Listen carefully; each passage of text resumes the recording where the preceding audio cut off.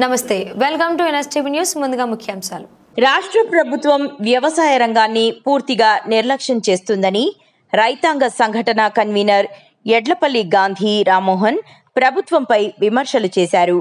ఇటీవల కాలంలో మండలంలో వర్షాలు పడడం వల్ల రైతులు తమ పంట పొలాల్లో వివిధ రకాల పంటలను వేశారని, అయితే ఆ పంటలకు యూరియా ఎక్కువ మొత్తంలో అవసరమున్న నేపథ్యంలో రైతులు యూరియా కట్టల కోసం సొసైటీల ద్వారా ప్రయత్నం చేసినప్పటికీ సొసైటీలో డిమాండ్కు తగ్గ యూరియా నిల్వలు లేకపోవడంతో ఎరువులు, పురుగుల మందులు షాపులను రైతులు ఆశ్రయించడంతో ఎరువులకు కృత్రిమ కొరత సృష్టించి ప్రభుత్వం ధర కంటే అదనంగా ఒక్కొక్క కట్టకు 150 రూపాయలు అదనంగా తీసుకుంటున్నారని, ఆ భారాన్ని రైతులు మోయలేకపోతున్నారని ఆవేదన వ్యక్తం చేశారు. పేరు ఎడ్లపల్లి గాంధీ రామ్మోహన్ రావు, రైతాంగ సంఘటన కన్వీనర్ని. ప్రస్తుతం భారీ వర్షాలు కురిసినాయి. ఈ భారీ వర్షాల మూలకంగా రైతులకి కొంతమంది విత్తనాలు నాటడం జరిగింది. కొన్ని మొలిసిన చేలు ఉన్నాయి.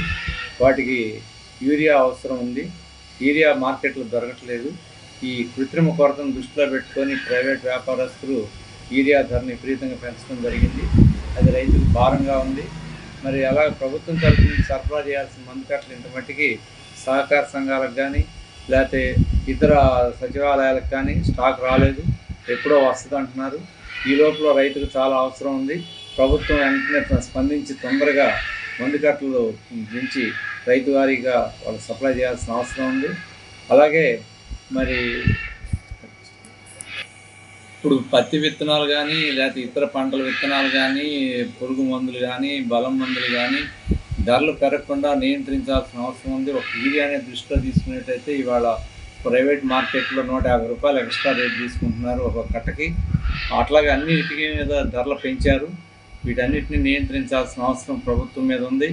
ప్రభుత్వం అసలు వ్యవసాయ రంగాన్ని పూర్తిగా నిర్లక్ష్యం చేసింది. పంటలు పండించేటప్పుడు కానీ పంటలు వచ్చినప్పుడు కానీ ప్రభుత్వం అనేక ఆంక్షలు పెడుతూ రకరకాల స్కీములు పేర్లు చెప్తూ రైతుని డైనమాలో పడేసి రైతుకి అర్థం కాని పరిస్థితులు క్రియేట్ చేస్తున్నారు. రైతుకు సంబంధించిన బయోడేటా మొత్తం ప్రభుత్వం దగ్గర ఉంది.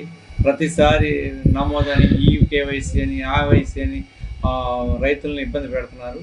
ఒకసారి నమోదు చేసినాక ఆ రికార్డు ఎక్కడికి పోతుంది? ప్రభుత్వం దగ్గర ఉండగా ఆ రికార్డు ప్రకారం రైతుకి ఇన్ని మంది కట్టలు ఇన్ని విత్తనాలు అని సప్లై చేయి. అవసరం ఉన్నాడు వాడుకుంటాడు, అవసరం లేనివాడికి అవసరం ఉన్నాడు ఇచ్చుకుంటాడు. ఇలాంటి స్మగుల్డ్ గూడ్స్ కాదు, ఇవి నల్లచందనం కాదు, ఎర్రచందనం కాదు. స్మగుల్డ్ గూడ్స్ తెచ్చి విదేశాలకు అమ్మటానికి రైతు వారీగా పనికొచ్చే వస్తువులు కాబట్టి స్వచ్ఛందంగా ఫ్రీగా మీ దగ్గర ఉన్న డేటా ప్రకారం 14 నమోదులు కాకుండా మీ దగ్గర ఉన్న డేటా ప్రకారం సరఫరా చేయాలి. అలాగే పోయిన సంవత్సరం కానీ ఈ సంవత్సరం కానీ రైతుకు ఊతం ఇచ్చే రైతు భరోసా డబ్బులు ఇంత మట్టికి పడలేదు. పోయిన సంవత్సరం పడలేదు, ఈ సంవత్సరం కూడా ఇంత మట్టికి పడలేదు. సన్న చిన్నకారు రైతులకి రైతు భరోసా చాలా ఊతం ఇస్తుంది, అండగా ఉంటుంది. ప్రభుత్వం ఈ విషయం మీద కూడా ఆలోచించి వెంటనే రైతు భరోసా డబ్బులు రైతులకు అందజేసే విధంగా ప్రయత్నం చేయాలని చెప్పని ఈ సందర్భంగా కోరుకుంటున్నాను. వ్యవసాయ ఉత్పత్తులు వచ్చినప్పుడు కూడా ఎలాంటి ఆంక్షలు లేకుండా ప్రభుత్వమే కొనుగోలు చేయాలి. ఏదైనా ధరలు తక్కువ ఉన్న పంటని ప్రభుత్వం ఊతం ఇచ్చి మద్దతు ఇచ్చి కొనుగోలు చేయాల్సిన అవసరం ఉంది. ప్రభుత్వం వ్యవసాయాన్ని నిర్లక్ష్యం చేస్తుంది. ఎందుకో కానీ అర్థం కావటం లేదు. వ్యవసాయ నిర్లక్ష్యం అయితే కొన్ని వేల మంది నిరుద్యోగులు తయారవుతారు. అలాగే ఆహార ఉత్పత్తులు తగ్గిపోతాయి. సమాజానికి చాలా ఇబ్బందులు ఏర్పడతాయి. వ్యవసాయ రంగాన్ని చిన్న చూపు చూస్తుంది.